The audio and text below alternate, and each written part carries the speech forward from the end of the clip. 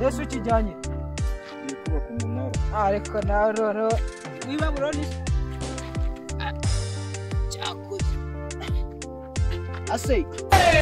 bombokla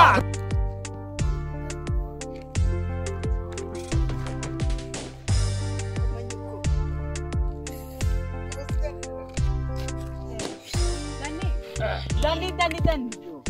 mana yijo Chena sigaho kwakiyeye ese uje kubitesha none se sigaho kwakiyeye niba ngwita ku cyakakibere kandi nawe urabyumva cyangwa bye ubu nanzi ko ndibona kugira kawaii nje zimaze kungira mbana n'ibiraya kugira nizungurira kuba twakundana amanite ya desa n'imiti ntibayifata ngo ntayaguhamagaza ariko none se mugabo urabyikorera se nigene cyabo muri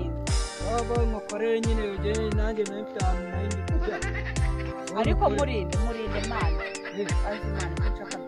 ari mu gihe cyo nimufashe byikorero ndiguretse usi kubona nakora mwese wo korera nango akagushyira n'utwatsi wana n'urutugu rwarahengamye baravuga mani njye n'itanu ndi kujya cyawagizeho ngo wambara vuba wana ase kuri gutiya aguma n'ibyatsi no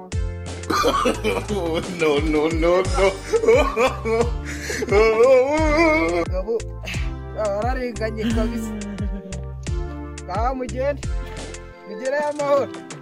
tugenda aho guri turahuri turavuga no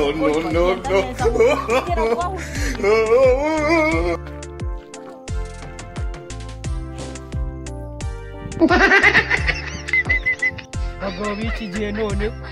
ntabwo nari ko bakoronejwe kuri ubu ngubu